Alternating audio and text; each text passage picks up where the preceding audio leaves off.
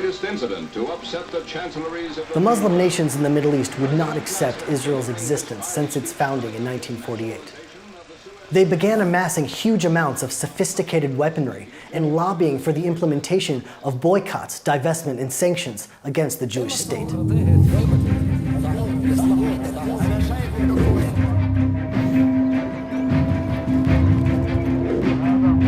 On the 15th of May, 1967, on Israel's Independence Day, a 3-week period began, which was one of the most tense and fearful periods in Israel's history. In direct contravention of international agreements, Egyptian leader Jamal Abdel Nasser removed the UN peacekeeping forces and began moving tens of thousands of soldiers and hundreds of tanks into what was the demilitarized Sinai Peninsula towards Israel's southern border. Egypt also blockaded the Straits of Tiran, an open international waterway which was essentially a declaration of war.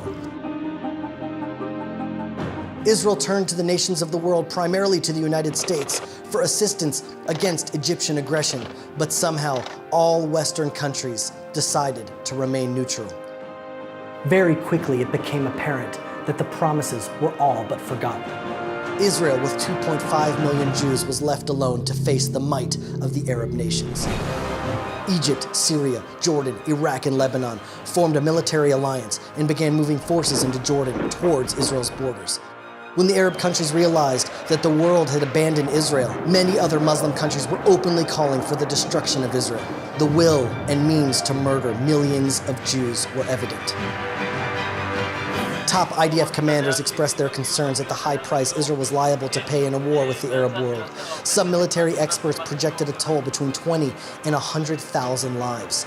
Israel prepared cemeteries all over the country, ready to accommodate many expected victims. Massive parks were prepared in Jerusalem, Tel Aviv, and other cities in case the cemeteries would have no more space. World governments, instead of defending Israel's right to exist, warned Israel continuously not to attack. However, the people of Israel had no choice but to go to war, to defend their country and their very existence. At 7:15 a.m. on June 5th, 1967, the IDF launched Operation Moked, Focus. Almost the entire Israeli Air Force was dispatched in a daring mission. Only 12 planes stayed behind. The risk of this operation was extraordinary, as the fighter pilots flew at an unprecedented low altitude of less than 20 meters above the ground. Egypt had the most advanced ground-air missile defense systems in the Middle East. Most of the Israeli jets were old and outdated French planes. If the Israeli jets would have been detected, many would have fallen, and Israel would have been left with practically no air force. And then, a miracle occurred.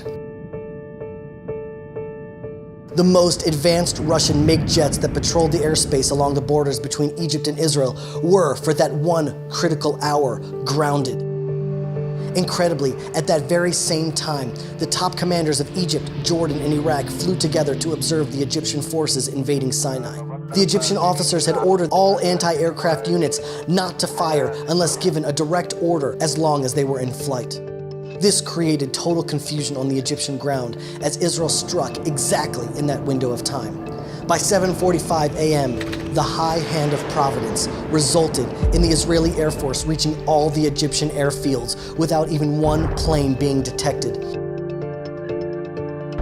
More than 200 Egyptian planes, almost half of Egypt's fleets, were almost instantaneously destroyed, also bombing the runways and making impotent the mightiest air force in the Middle East.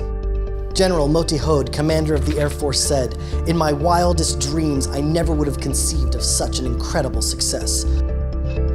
A second wave of Israeli jets were directed to Cairo to confront the remains of the Egyptian Air Force. And here, another miracle occurred, no less miraculous than the first. Even though Israel had lost the element of surprise and the anti-aircraft systems were operating with full capacity, Egypt was only able to hit one Israeli plane. The Israeli Air Force went on to destroy a total of more than 300 Egyptian planes, and every airfield in Egypt was neutralized. It was nothing less than a military miracle. seemingly impossible. And then, another miracle occurred. It was as if God hardened the heart of the Egyptian president Nasser, who continuously gloated about his glorious military victory over Israel. In the Arab media, President Nasser spoke of the end of Israel's air force and of the Egyptian tanks on their way to Jerusalem. Jordan, Syria, and Iraq believed these bombastic statements and wanted to join him in the great victory against the Jews. All the Arab air power struck simultaneously on multiple fronts. In almost any other scenario, Israel would not have been able to respond as quickly as it did. The timing was seemingly orchestrated to position Israeli jets exactly where they should be. Not in 6 days, but in 6 hours, the war was won. A biblical prophecy comes to pass as the forces of Israel sweep on in an astonishing triumph of strategy. After achieving air supremacy, her forces thrust like an avenging sword at the very heart of Arab self-confidence. And then, perhaps, the greatest miracle of all, a miracle Israel never expected: Jerusalem.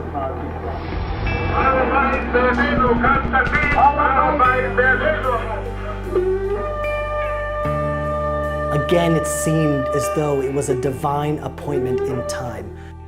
Jerusalem was to be restored to the Jewish people after 2,000 years.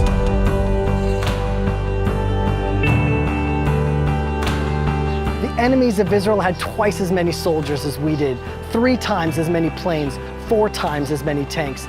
The odds were stacked against us on every military front. The love of Israel, self-sacrifice, and courage of the Israeli soldiers, combined with divine guidance and assistance, made these miracles possible.